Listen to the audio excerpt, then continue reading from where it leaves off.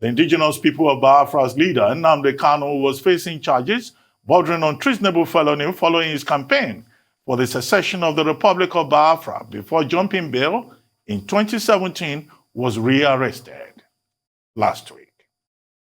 This was a surprise news broken by Justice Minister Abubakar Malami, who said the arrest was a collaborative effort between security agencies in Nigeria and the International Police, Interpol. The federal government says he will face the full wrath of the law. Mr. Nnamdi Kanu, the self-acclaimed leader of proscribed IFOF, was some time back arrested precisely on the 14th day of October 2015 on 11-count charge bordering on terrorism,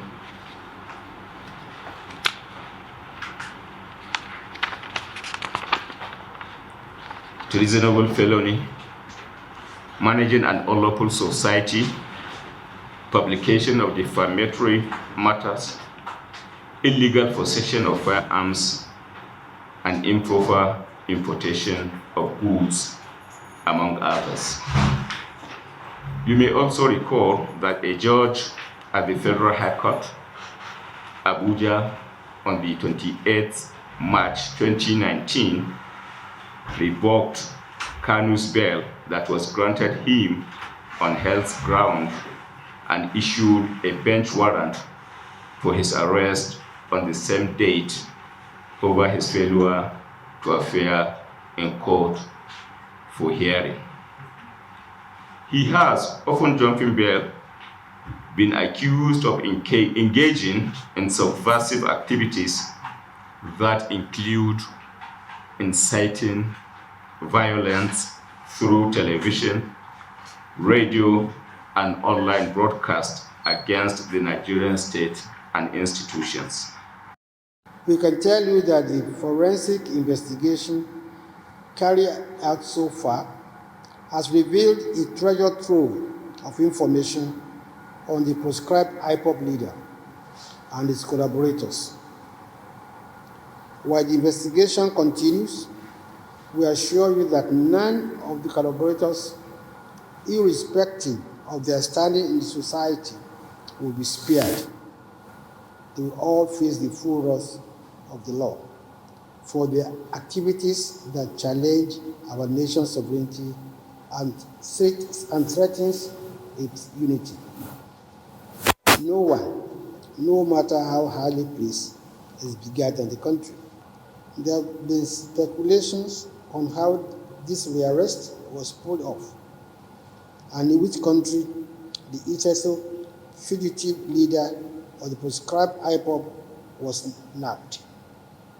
What we can tell you once again is that their rearrest was made possible by the diligent efforts of our security and intelligence agencies in collaboration with countries with which we have obligations.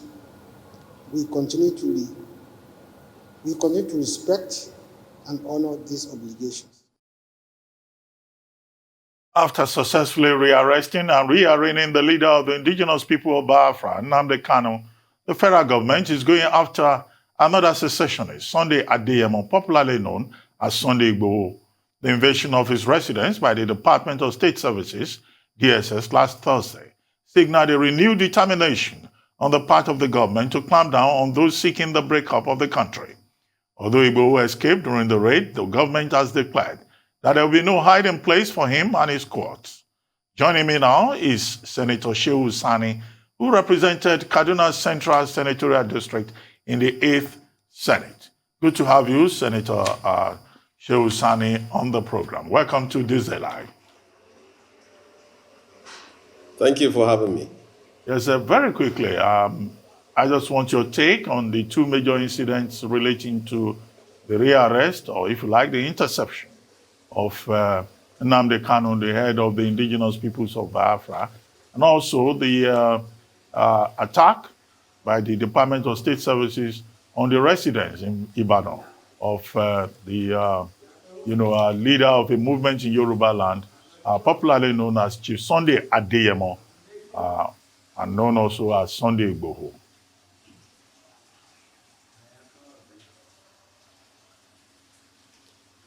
Hello? Hello, can you hear me?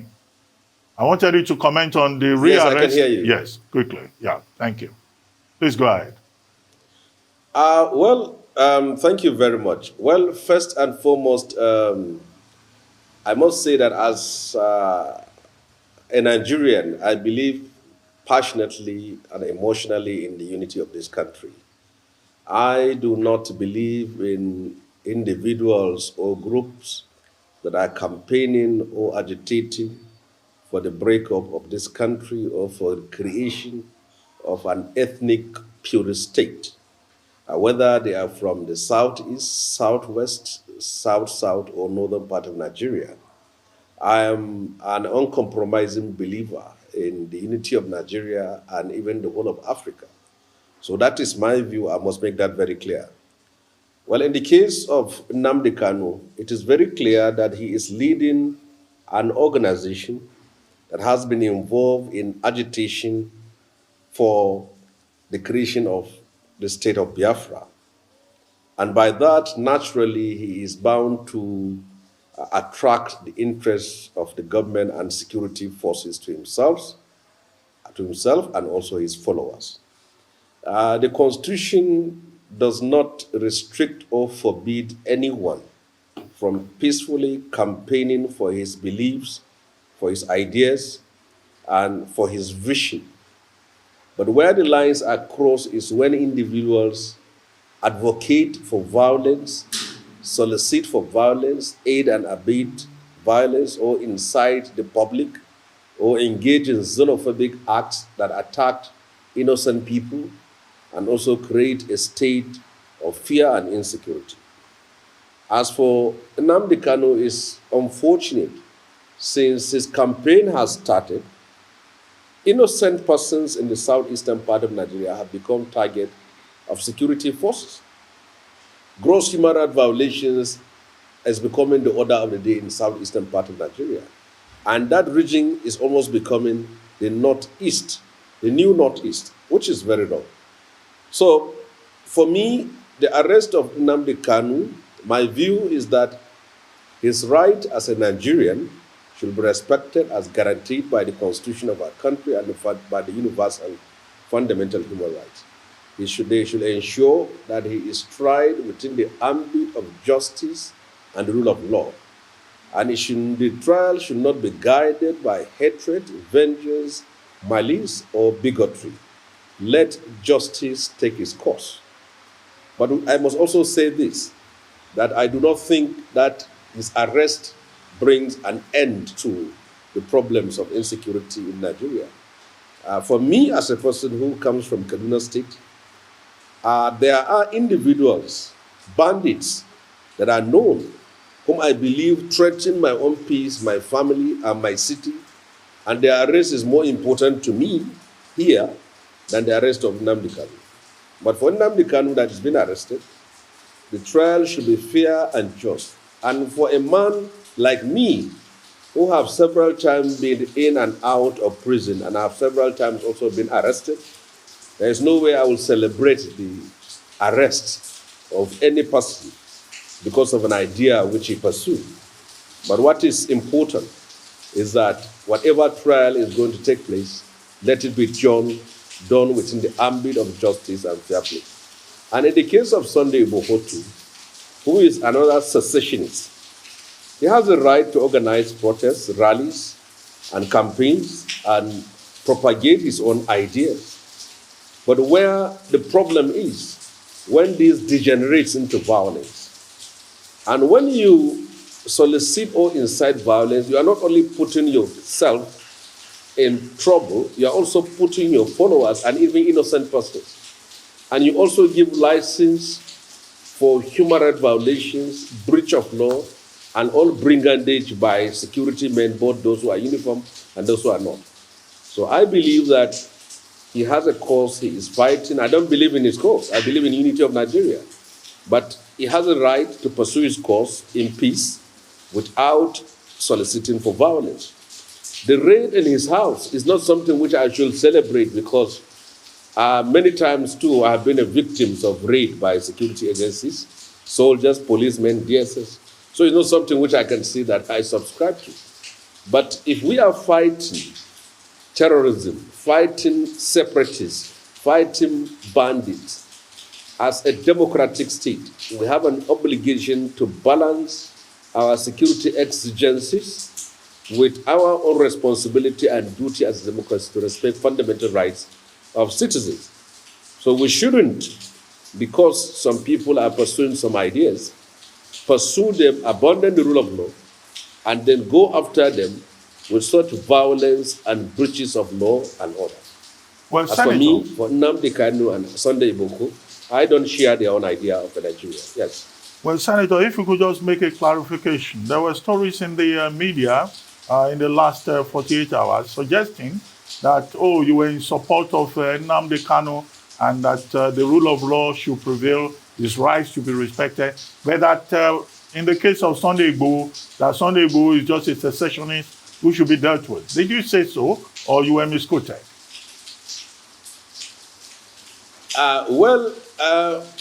Since Nnamdi Kanu is arrested, there is the need for the authority to respect his fundamental rights and ensure he is tried within the course and ambit of justice and the rule of law. That is what I said.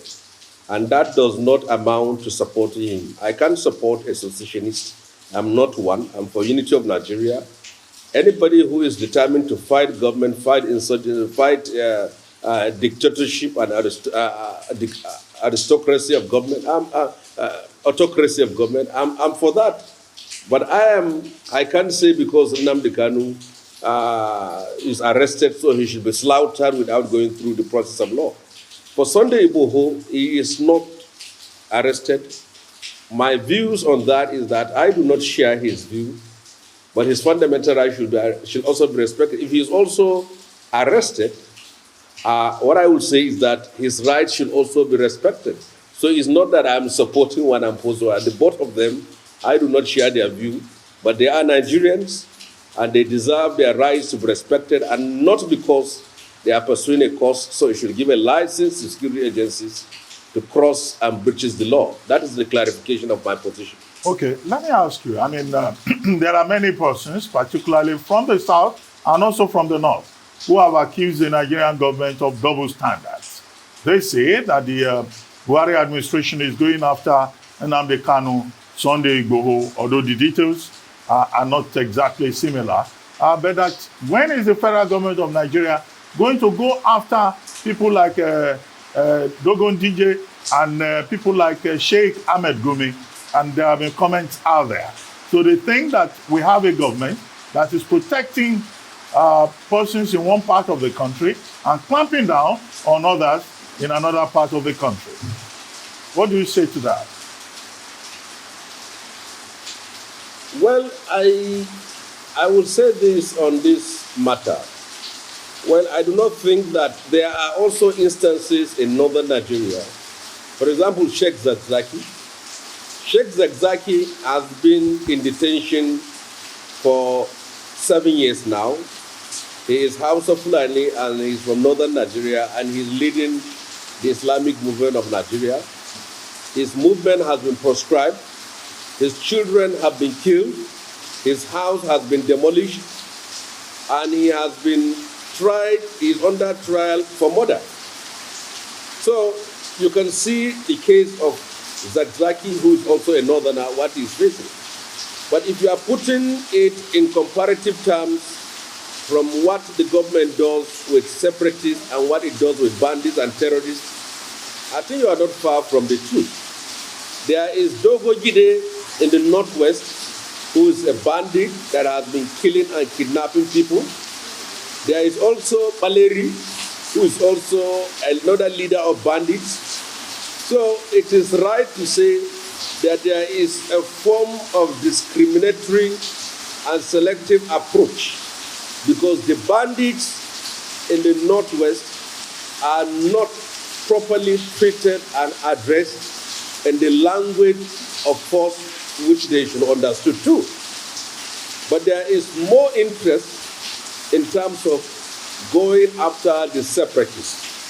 And I share this belief that a government should apply the same ferocity, the same vehemence, the same iron fist it is applying on separatists, on bandits. The bandits, in most cases, have been pampered. You see cases where they sit down with governors, they sit down with public officials, they're negotiating with them. So if negotiation is the solution to end banditry, I believe that the same should also be applied to all other forces who have risen up against either the government or the state. Right now, I'm giving this interview from Kaduna. I cannot move 1 kilometer outside of Kaduna anything after 6 p.m.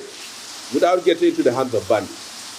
So to me, my people and my city, what will bother us most, what will make us more happy is to see the leaders of this bandit being put on trial. So for whoever makes this comparison, he is right, even though the cases are not different, the cases are almost the same. In fact, bandits, for now, are worse than separatists because they engage in kidnapping, they have kidnapped thousands of people, they kill every day, they break the law every day, they have made life unbearable for millions of people in our place. So as far as we are concerned, the immediate danger we face as a people in this part of the country are bandits and terrorists.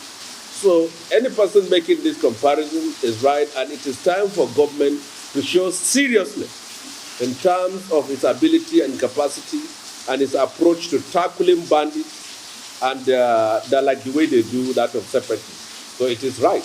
In the case of Sheikh Gumi, I think the difference is that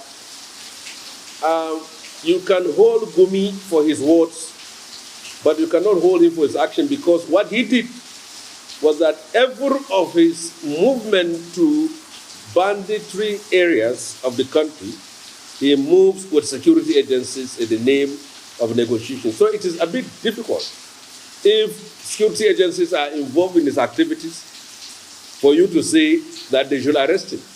But for things he said can be used to say that he is doing this or that. But for my own little knowledge of what he's doing, he is doing it with the security agencies and their own presence, and even with governors of the states. So that is it.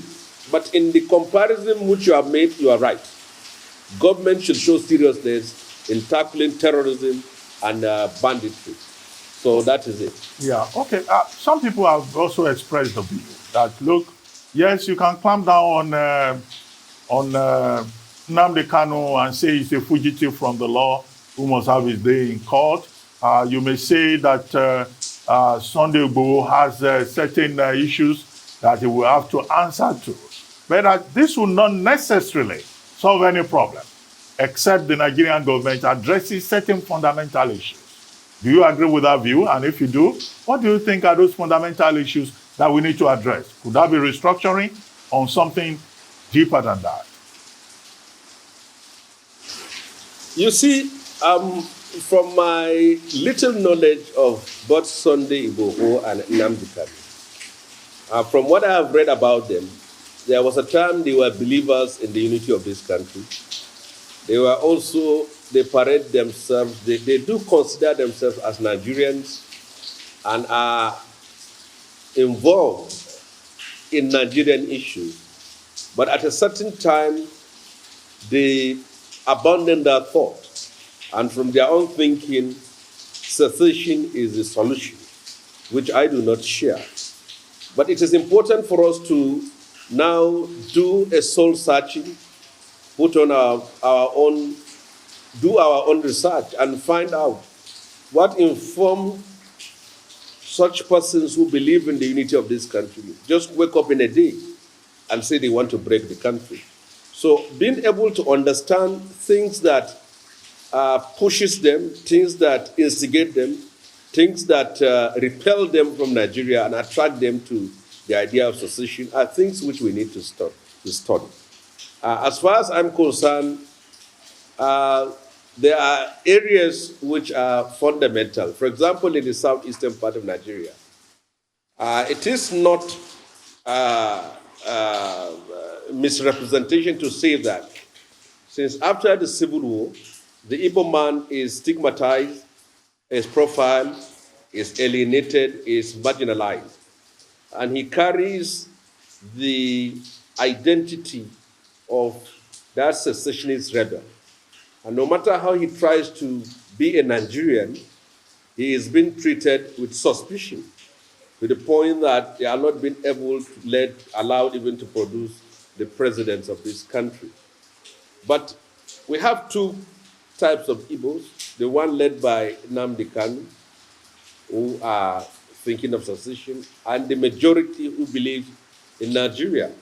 So we can't just use force to extinguish the fire of secession.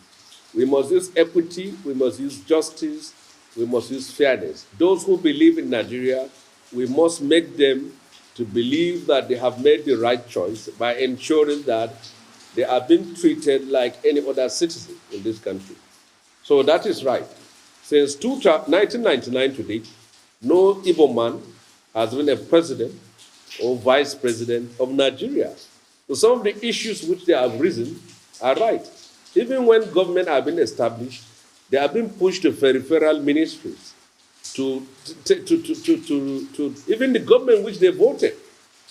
But the president's approach should also be different.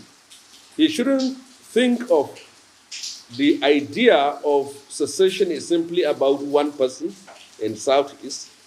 But even if it's a one person, it has the capacity to spread like cancer to other persons. Saying that they are a dot in a cycle does not solve the problem. If I am President Buhari, he has a lot of points to prove that he is a friend to the Igbos. For example, he would say that twice he has nominated Igbo Southeasterners as his vice president, in the case of Chuba Okadibo and Eme Ezeki, which he lost the election.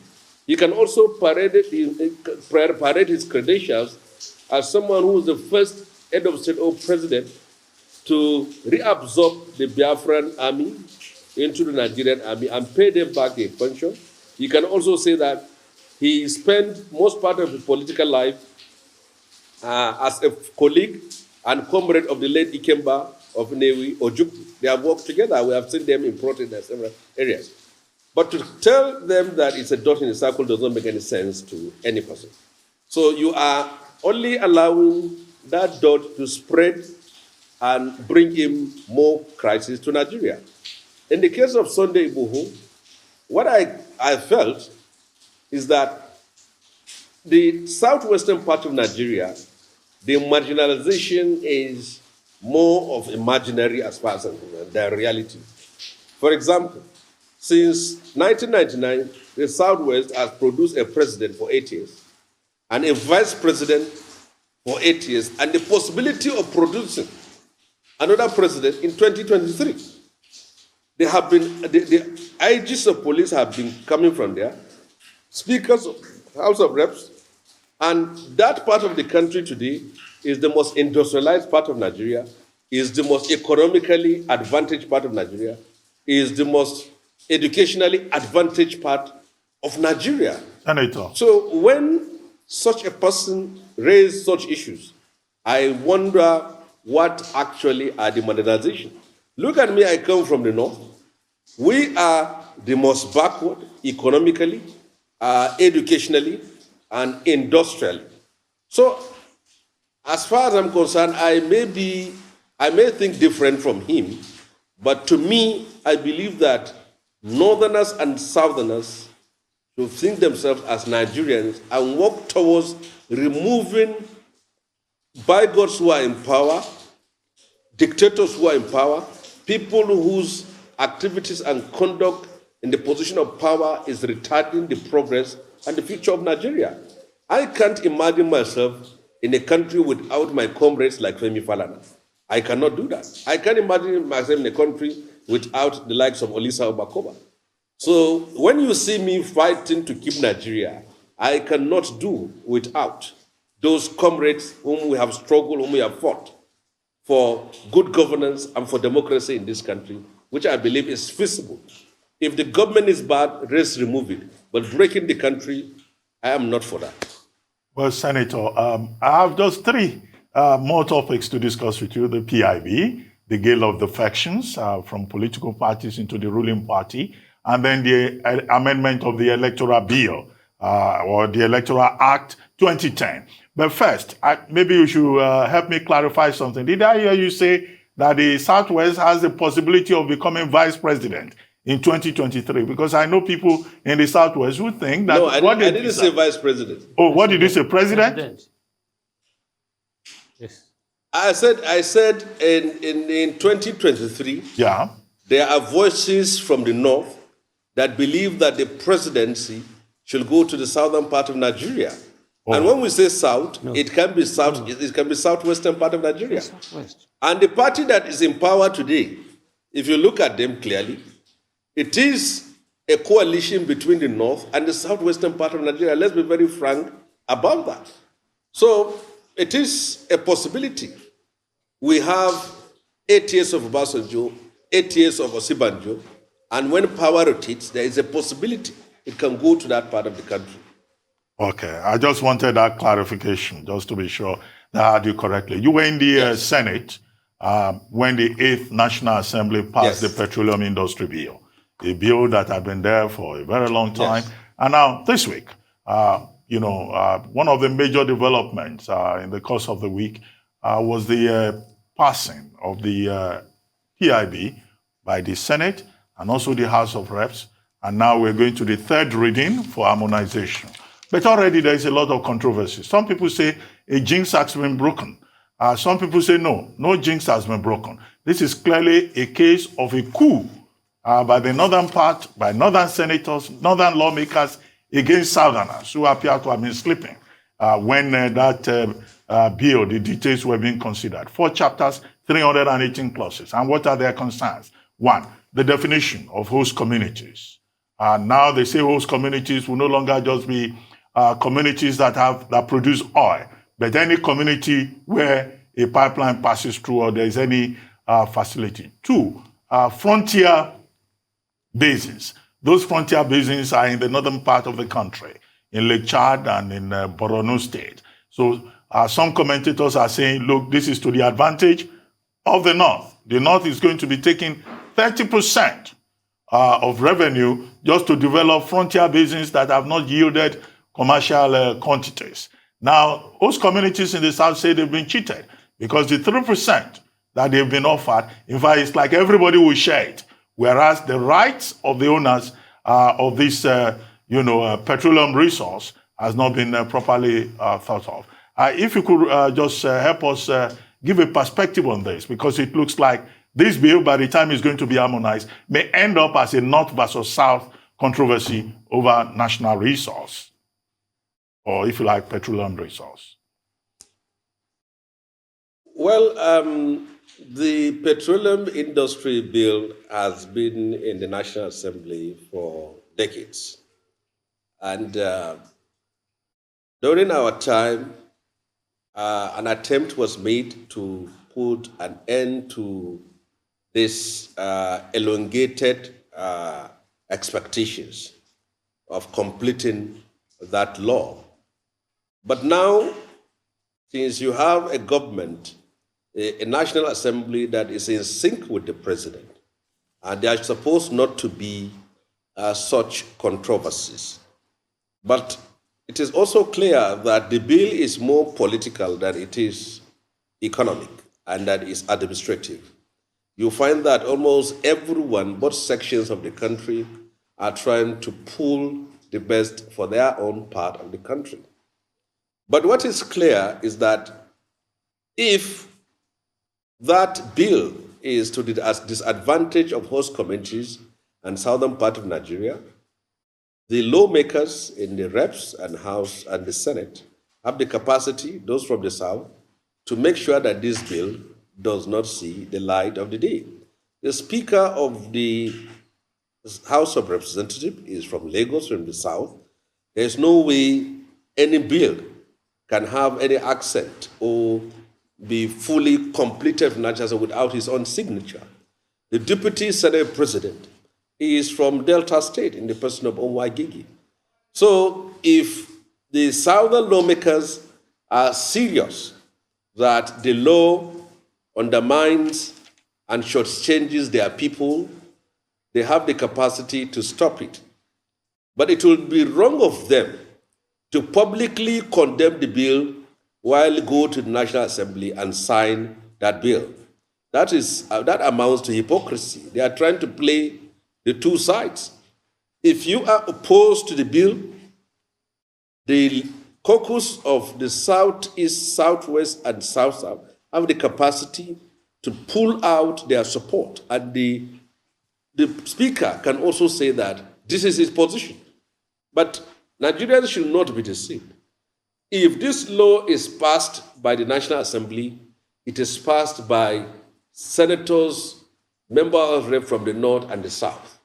Any person who goes out to conduct any press conferences is simply trying to deceive himself and deceive the public. So that is my position on that. Why are we so interested in the PIB? It is because oil has remained the lifeline of Nigeria's economy. Almost all the struggle for power in Nigeria in the last 20, 30, 40 years has been about oil, and that oil comes from Niger Delta and no other parts of Nigeria. So, but what Nigerians, what the lawmakers and the whole of Nigeria need to understand, we should make laws not just for today, but also for tomorrow. If you make laws that disadvantage oil communities and tomorrow oil is discovered in your own, your people will also suffer. So as for me, if that PIB is passed by the National Assembly, just take it very well that it is a consensus between the Northern and Southern senators. Press conferences, press release, and going back home to appease the crowd does not make any sense at all. Well, Senator, one other major issue this week, even today in many of the papers, is about the new draft electoral law, the proposed Electoral Act 2021, which is meant to repeal the Electoral Act of 2010. The controversial part of it has to do with Section 50, subsection 2. And the argument is about electronic transmission of results. And the allegation is that some people have gone behind the committee, the joint committee of the two houses, to insert a clause that was not agreed upon. To wit, voting can be done electronically, but votes cannot be transmitted electronically. And if you check some of the papers today, front page of this day, on Sunday in particular, some of the details are there. And I ask you, is it possible for a joint committee to agree on certain details and for some people to go behind and insert something that had not been agreed upon? If that were to happen, how can that mischief be resolved? Because we're told that this amendment will come before the National Assembly on Tuesday, 2 days from now. Well, you see, anything is possible in Nigeria. In the National Assembly, you can sit down and agree that this is the draft document that will be passed tomorrow. And very early in the morning, maybe before some of the lawmakers move to their seats, come into the chamber and take on their seats, a new version will be circulated, and within 30 minutes, the gavel will be knocked and it has been agreed. And you will not have time to go through and see what. So it's possible for an insertion. But let me tell you, apart from President Goodluck Jonathan, I don't know of any president that can do these three things. One is appoint the chairman of INEC whom he has never met, whom he has never known, like he did with Jega. One. Secondly, agree to a voter's card and registration system that will eventually become his own Waterloo. It's only Jonathan can do that.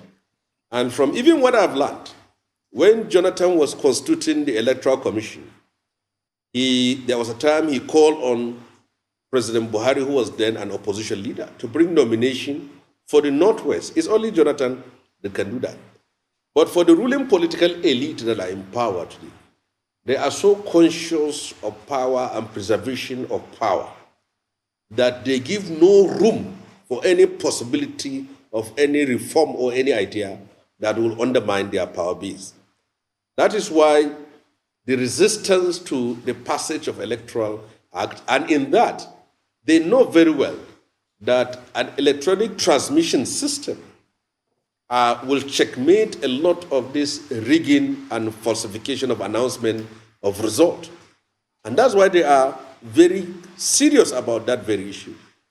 And most times, governments are opposed to reforming electoral system when they know that that would become the epitaph or the final point of their power. So as far as I'm concerned, I know very well that they will oppose such electronic transmission in the sense that it was one controversy that arose after the 2019 about server or no server, and electronic system will finally bring an end to the manual way of transmitting result that is subject to manipulation. So this is indicative that the government, the ruling political party, the power that be, are virtually not interested in credible and transparent election in 2023. Well, but will it be correct on the basis of what you have said to just conclude that there is an attempt to institutionalize electoral fraud through this so-called amendment, as it were, of the Electoral Act 2010? And what should be the response of the people? Because from some of the things you said, the lawmakers sometimes may even be helpless, overwhelmed by the power play. Well, any reform you are going to do, as long as you don't reform the transmission of results, you are simply wasting your time, because that is where the determining factor is. And I still wonder, in Nigeria, you have more people who are keeping their money in banks than people who are voting. And you can hardly have any bank that will mistake 10,000 naira for 50,000 naira. They are so precise astronomically on everything they do. Why don't we apply the same system we use in banking in our electoral system? And that is why they don't want it. If you withdraw money in Akwa Ibom, it will reflect your account that is in Sokoto State, because everything is done electronically. And that is the area they are opposed to. And it is incumbent on those who are for free, fair, transparent, and credible election in the National Assembly to pinpoint this. There is no reason to reform an electoral system once the key areas of transmitting and announcing results is not reformed. We're simply deceiving ourselves. Okay, just one more question and we'll wrap this up. And it has to do with the gale of defections that we have seen from the People's Democratic Party, in particular to the APC, and the threat by leaders of the APC that more governors, not just from the PDP and other parties, will join the ruling party. Do you see this as an attempt to impose on Nigerians ahead of the 2023 general elections a one-party state? Well, from what is going on, if care is not taken, the opposition will be absorbed by the ruling party. First of all, the gale of defection is more to the ruling party than to the opposition party. And those who are defecting are basically governors who are mostly in their second tenure, apart from the governor of Zamfara. So most governors who are defecting to ruling party are defecting in search of protection, because after immunity comes prosecution and arrest. So most of these defections are done to preserve themselves after power. And that is why things happen this way. But defections towards an election year is all evident. I believe that is why the ruling party has been shifting its convention. They go to you and then appeal to you that you still have time to defect so that you can bring in your men to be part of National Working Committee and ESCO of the party. It's because of you we are moving the goalposts to this and that. And many of them are falling into that. But I believe that what they fail to understand is that it does not mean if the governor of a state has defected, so it means that the whole people of that state have defected to the ruling party. Nigerians know where to vote, and defections can continue to take place, but the people will decide at the end of the day where their votes are going to count. And people like us too will soon announce our own side of the defection because we're in politics. And that was going to be my next question. God. I mean, you were a member of the All Progressives Congress. You went to the Senate on the platform of that party. Now you are in the People's Redemption Party. Has anybody been reaching out to you to ask you to return to the APC, which you know very well and where you were? So are we likely to see tomorrow Senator Shehu Sani also returning to the APC and saying, well, I'm back home? Because that's a popular phrase here in Nigeria. Well, when election period like this come, naturally there will be a lot of contacts, approaches, and we have been getting from both sides, and we will decide on what we will do and where we will be at the right time. Because if you look at politicians in Nigeria, mostly some are nomads and some are headsmen in their own career. So I hope some of us will make the best decision that is in line with, and before you defect or before you change your political party, what should guide you is not simply your own interest, but also the interest of the people who and where you come from. So I believe that will be it. But some people will say they are waiting for God to call them to do this or that. But I think at the end of the day, it is about what you believe is practical, realizable, and impactful. So for me, I am shortly going to decide of where I am going to go, whether to go back to Egypt or go to the promised land. We will certainly make a position. Anyway, oh my God. Anyway, in particular, I like that distinction between nomads and X-Men. I'll reflect on that further. But thank you very much, Senator Shehu Sani, for joining us on This Is Live, the Sunday Talk Show. Good to have you.